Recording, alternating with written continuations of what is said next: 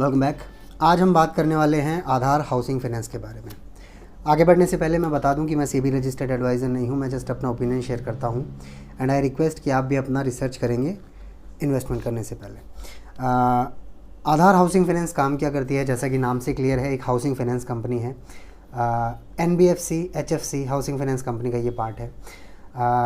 557 branches all India में 21 राज्यों में कंपनी ऑपरेशनल है। 2010 में स्टार्ट हुई और इस समय इस कंपनी के पास ऑलमोस्ट 24,000 करोड़, अबाउट 25,000 करोड़ का AUM is assets under management, यानी कि ऑलमोस्ट ये इसका बिजनेस मिक्स है।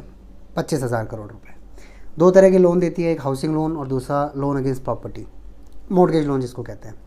प्लस पॉइंट कंपनी का ये है कि 100% of the loans given are secured. कोई ऐसा लोन नहीं है जो अनसिक्योर्ड है, जैसे क्रेडिट कार्ड नहीं है, पर्सनल लोन नहीं है, या MSME लोन्स ऐसे नहीं है जिनमें कोलेटरल नहीं होता, जैसे मुद्रा लोन या CGTMSE कवर वाले लोन। 100% सिक्योर्ड लोन बुक है इस कंपनी की। इस कंपनी में बाकी कंपनियों से अलग क्या है, मुझे इस कंपनी की जो USP समझ आई है, वो जो बेसिकली USP इस कंपनी की वो ये है कि ये लो टिकट लोन्स बांटते हैं और ये उन लोगों को टारगेट करता है जो इनका टारगेट ऑडियंस है, जो मेजॉरिटी कस्टमर हैं वो ये हैं जिनके पास एक पर्टिकुलर डॉक्यूमेंट्री प्रूफ नहीं होता। फॉर एग्ज़ाम्पल मेरे जो व्यूअर्स हैं, मेरे भाई हैं, आप लोगों के पास एक डॉक्यूमेंट्री प्रूफ है अपनी इनकम का, आपकी सैलरी स्लिप है, फॉर्म 16 है, इनकम टैक्स रिटर्न है। अगर आप बिज़नेस करते हैं तो आपकी एक बिज़नेस लोकेशन है जिसको वेरीफाई किया जा सकता है, GST रिटर्न्स आपके चेक किए जा सकते हैं आपकी असर्टेन करने के लिए इनकम। कुछ लोगों के पास ऐसे नहीं होते, जैसे मिस्त्री या रेडी लगाने वाले जो फुटकर व्यापारी हैं, उनके पास ऐसा नहीं होता। उन लोगों को भी अगर घर खरीदने हों तो आधार हाउसिंग फाइनेंस उनको घर खरीदने का सपना पूरा करती है। ऐसी कई कंपनियां हैं मार्केट में जो ये काम करती है, लेकिन आधार हाउसिंग फाइनेंस का आज वीडियो है तो मैं आधार हाउसिंग फाइनेंस के बारे में बात कर सकता हूँ। एक बात इसके अलावा जो मुझे अच्छी लगी वो इस कंपनी के बारे में ये है कि कंपनी ने कंसंट्रेशन रिस्क को बहुत अच्छा मैनेज किया। कंसंट्रेशन रिस्क, सपोज़ एक कंपनी स्टार्ट होती है गुजरात से, okay, Gujarat is controversially not correct, Tamil Nadu से कंपनी स्टार्ट होती है, तो नेचुरली जब वो कंपनी ग्रो करेगी तो सबसे पहले वो अपने आसपास के डिस्ट्रिक्ट्स में, अपने आसपास के सिटीज़ के अंदर ही अपनी ब्रांचेस खोलते हैं, बिज़नेस एक्सपेंशन करते हैं। तो जैसे मान लीजिए अगर कोई बिज़नेस ऑल इंडिया में फैलता है जो कि स्टार्ट तमिलनाडु से हुआ, तो आप रेस्ट एश्योर रहिए कि उसके सबसे ज़्यादा ऑफिसेज़ तमिलनाडु में होंगे, और जब सबसे ज़्यादा ऑफिसेज़ तमिलनाडु में होंगे तो सबसे ज़्यादा बिज़नेस भी तमिलनाडु से आएगा। लेकिन इस केस में ऐसा नहीं है। आधार हाउसिंग फाइनेंस के केस में आधार हाउसिंग फाइनेंस ऑलमोस्ट 21 स्टेट्स और यूनियन टेरिटरीज़ में काम करता है, लेकिन कोई भी स्टेट 14% से ज़्यादा AUM कॉन्सेंट्रेशन पे नहीं है। जो टॉप 3 स्टेट्स बिजनेस कंट्रीब्यूशन में है वो मिलाकर भी 40% ही मैक्सिमम है। बाकी पीयर्स के लिए, पीयर्स यानी कि जैसे आवास फाइनेंस हुआ, इसके अलावा एप्टस हुआ, इसके अलावा होम फर्स्ट हुआ, इंडिया शेल्टर हुआ, इन कंपनियों का जो ऑलमोस्ट है शुरू टॉप 3 स्टेट्स से कंट्रीब्यूशन वो 50% है। तो आधार ने इसको मैनेज किया हुआ है। 2010 से कंपनी स्टार्ट है, बहुत ग्रेजुअली अपना काम कर रही है।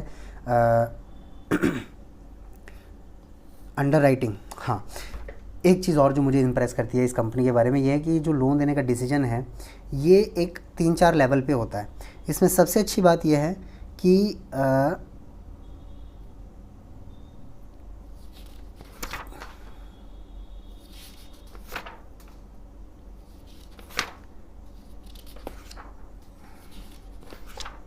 यहाँ पे robust underwriting framework ensuring strong asset quality.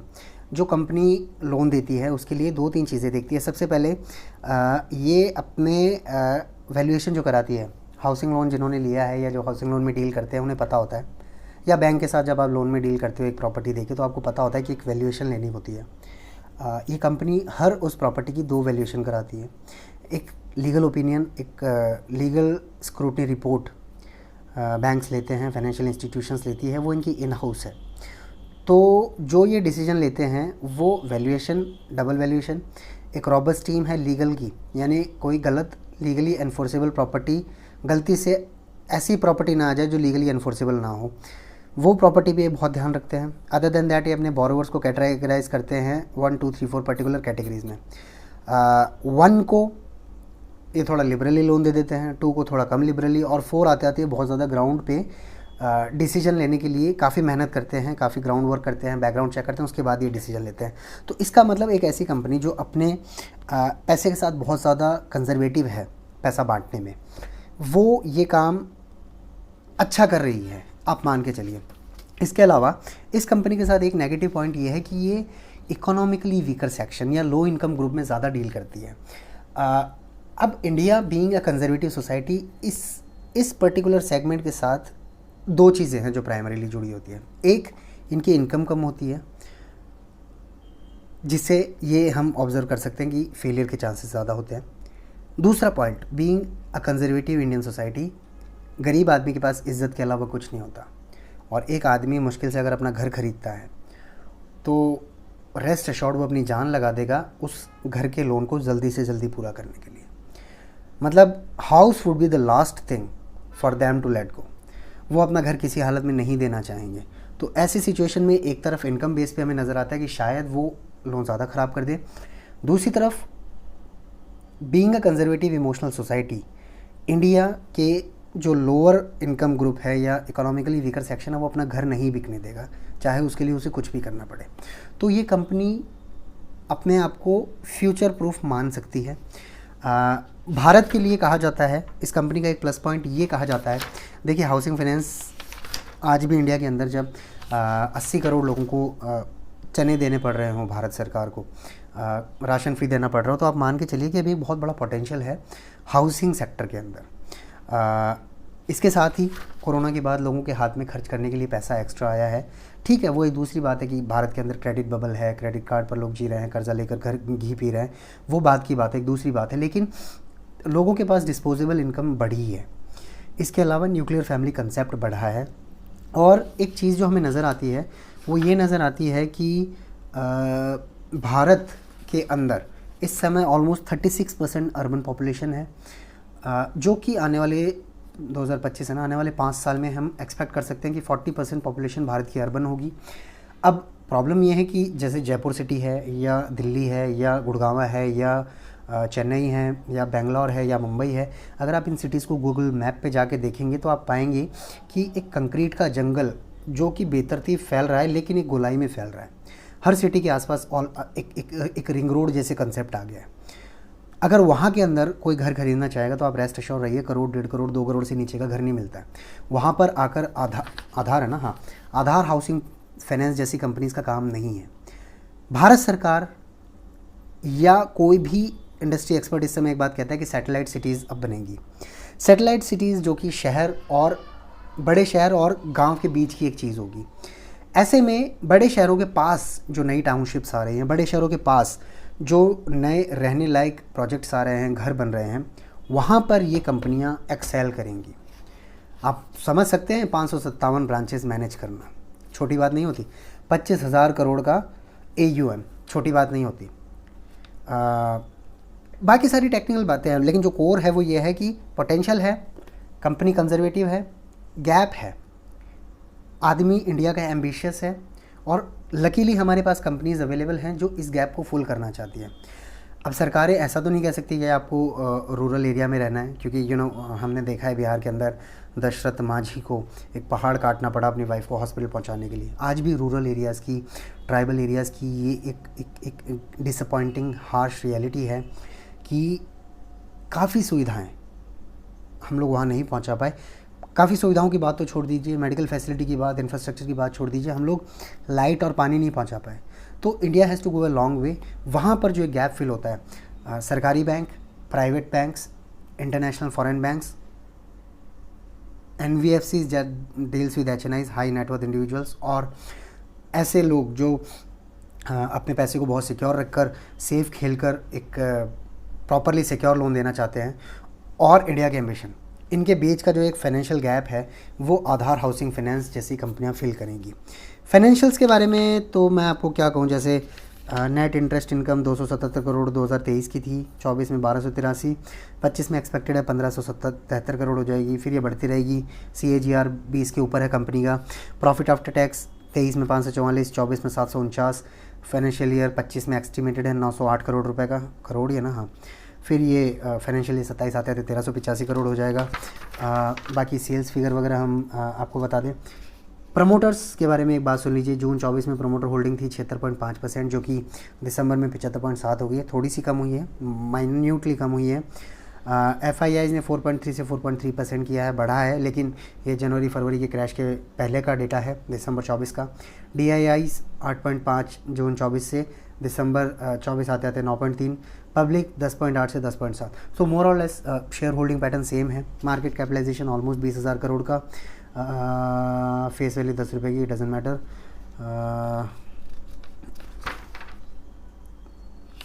आगे बढ़ने से पहले I talk about the exact inputs की कंपनी क्या बोलती है। हाँ, पहले मैं सेल्स के बारे में बता दूँ। There has to be somewhere, the sales has to be somewhere. Health attraction, disbursement वगैरह तो इंक्रीज़ होते ही हैं, कोई फ़र्क नहीं पड़ता उस चीज़ से। Interest earn, number of shares, doesn't matter, capital, revenue he basically हम लोग कर सकते हैं। हाँ, इसमें रेवेन्यू इंटरेस्ट अर्न नहीं आएगा, क्यों? क्योंकि ये डिपॉजिट तो ले नहीं सकते हैं, तो इनका इंटरेस्ट एक्सपेंसेस तो होगा नहीं, रेवेन्यू इनका इंटरेस्ट अर्न नहीं होगा। अदर इनकम, प्रोसेसिंग फ़ीस वगैरह ले सकते हैं, वो नॉन इंटरेस्ट इनकम में आ जाएगा। जैसे इंटरेस्ट अर्न 2024 में इस कंपनी ने 2269 करोड़ का किया, 2025 में 2765 एक्सपेक्टेड है, 2027 आते आते almost 4000 crore interest income earn हो जाएगी। नॉन इंटरेस्ट 317 2024 में, जो कि 456 हो जाएगी। टोटल रेवेन्यू डेफिनेटली बढ़ रहा है, हेल्दीली बढ़ रहा है, इनके डिसबर्समेंट्स बढ़ रहे हैं। नेट प्रॉफिट 749 करोड़ 2024 में, जो कि 2027 आते आते 1350 करोड़ एक्सपेक्टेड है। ग्रोथ, एक हेल्दी ग्रोथ कंपनी दिखा रही है, 37% दिखाया फाइनेंशियल ईयर 24 में। अगर हम 25, 26, 27 में एक आंकड़ा ले 20% का, तो that's pretty healthy, no problem. Okay, इसमें और कुछ बताने लायक नहीं है। बताने लायक ये, हाँ, ग्रॉस एनपी, इस कंपनी का gross NP as on date 1.1% है, जो कि नेट पे 0.6 आ जाता है। Very impressive, really very impressive. लेकिन एक हार्श रियलिटी ये है कि they have the recovery mechanisms, plus ये अपने बोरोवर को चूज़ करने में काफ़ी एक ड्यू डिलिजेंस बरतते हैं, तो कि एक अच्छी बात है। नेट इंटरेस्ट मार्जिन, आप नेट इंटरेस्ट मार्जिन देखिए। मैं इस कंपनी का कॉस्ट ऑफ फंड पढ़ रहा था, ऑलमोस्ट 8.1% कॉस्ट ऑफ फंड इस कंपनी का है, जिसके अंदर नेट इंटरेस्ट मार्जिन इनकी 6.2% आ जाती है। अब आप इन दोनों को जोड़ लो, 8 और 6 को 14.2 से ऊपर परसेंट ये चार्ज कर रहे हैं अपने कस्टमर्स को, कम एवरेज 14 से 15% एवरेज कस्टमर्स को ये चार्ज कर रहे हैं। सो ठीक है, जिन लोगों को एक प्रॉपर सोर्स में फंड नहीं मिलता, 8%, 9%, 10% पे हाउसिंग लोन नहीं मिलता, नेचुरली उन्हें इंटरेस्ट थोड़ा ज़्यादा देना पड़ेगा, लेकिन घर बना देती हैं ऐसी कंपनियां लोगों का। सो ये कोलेटरल डैमेज है जो इंडिया की इकोनॉमी में हमें एक्सेप्ट करना पड़ता है। हमारी रूरल इकोनॉमी नहीं कहना उचित होगा, अनऑर्गेनाइज्ड इकोनॉमी या अनऑर्गेनाइज्ड सेक्टर को हाउसिंग से जोड़ने के लिए ऐसी कंपनी एक बहुत बड़ा गैप फिल करती है। एक बात जो इम्पॉर्टेंट है वो ये है कि भारत सरकार प्रधानमंत्री आवास योजना फिर से लाई है, पार्ट 2। और हाँ, ये देखिए 2025-26 के बजट में गवर्नमेंट ऑफ इंडिया ने 80,000, ये क्या है, 80,000, 8,06,700 करोड़, में भी गलत हो सकता है, आई एम नॉट श्योर, 8,06,700 करोड़ रुपए प्रधानमंत्री आवास योजना की सब्सिडी के लिए लाए हैं। प्रधानमंत्री आवास योजना 2.0 का टारगेट है 3 करोड़ घर बनाना, 1 करोड़ अर्बन और 2 करोड़ रूरल। PMI 1 में 2.7 लाख की सब्सिडी थी, इस बार 1.8 लाख की सब्सिडी है, लेकिन फिर भी it's a huge boost. Infrastructure, housing for all की एक विजन को बहुत ज़्यादा बूस्ट देने का प्रयास है। इसमें हाउसिंग फाइनेंस कंपनीज डेफिनेटली एक लॉन्ग वे जा सकती है। चेंजिंग डायनेमिक्स, अर्बनाइजेशन मैं आपको बता चुका हूँ, राइजिंग डिस्पोजेबल इनकम बता चुका हूँ, डेमोग्राफिक शिफ्ट मैं बता चुका हूँ कि न्यूक्लियर फैमिलीज बढ़ रही है, तो लोग अपना इंडिविजुअल घर लेना पसंद करते हैं। मार्केट पेनिट्रेशन अपॉर्चुनिटी, जैसा मैंने बताया कि कंपनी हाउसिंग फाइनेंस के साथ साथ मॉर्गेज लोन को भी सपोर्ट करती, मॉर्गेज लोन भी देती है। तो mortgage to GDP ratio India का 12.3% है मार्च 2024 के आंकड़ों के अनुसार। कुछ डेवलप्ड नेशंस में ये बहुत हाई है। डेवलप्ड नेशंस की जब भी बात करते हैं, यूनाइटेड स्टेट्स का नाम सबसे पहले आता है, वहाँ पर almost, if I am not wrong, more than 30% ये है। May be I am wrong, please correct me in the comments, but I have a slight idea कि ऑलमोस्ट 30% ये वेस्टर्न वर्ल्ड में है। बाकी budgetary allocations 80,670 crore, I was wrong, ये 80,670 करोड़ है, जो मैं 8,06,700 करोड़ बता रहा था, 80,670 करोड़ है, जो कि पिछले साल के 54,100 से ज़्यादा है। अब धीरे धीरे ये बढ़ेगा अगर 2029 तक भारत सरकार 3 करोड़ नए घर चाहती है। बाकी एक एंड में पॉइंट में बताना चाहता हूँ कि आधार हाउसिंग फाइनेंस या कोई भी हाउसिंग फाइनेंस कंपनी भारत के एक इमोशनल पॉइंट को टच करती है। वो इमोशनल पॉइंट ये होता है कि गरीब आदमी अपना घर, अपनी छत चाहता है भारत के अंदर। ये आज भी इंडिया का सबसे बड़ा सपना है। हम में से काफ़ी लोग ऐसे हैं जिनके 2 से 3 से 4, कुछ लोग ऐसे हैं जिनके 5-5, 6-6 घर भी हैं, ज़मीनें हैं, इन्वेस्टमेंट्स हैं। लेकिन ये भी एक हार्श रियलिटी है कि इंडिया में काफ़ी लोग, काफ़ी का मतलब काफ़ी लोग अपने किराए के घर में रहते हैं और उनकी ज़िंदगी का मतलब ये मान लीजिए पूरी एक जनरेशन का एक सपना होता है कि शायद काश हम अपना एक घर ले लें। अब छोटा बड़ा, अच्छा बुरा, कच्चा पक्का, वो बात की बात है। सबसे पहला पड़ाव जो भारत की एक नई पुरानी जनरेशन चाहती है, या बहुत बड़ा तबका नई जनरेशन का चाहता है कि हमारा खुद का एक घर हो। वो हो सकता है 50 गज का हो, वो 100 गज का हो, वो 2000 स्क्वायर फुट का हो सकता है, 10,000 गज का हो सकता है, लेकिन लोगों के मन में घर का सपना है। भारत की बैंकिंग व्यवस्था आपसे कागज़ मांगेगी।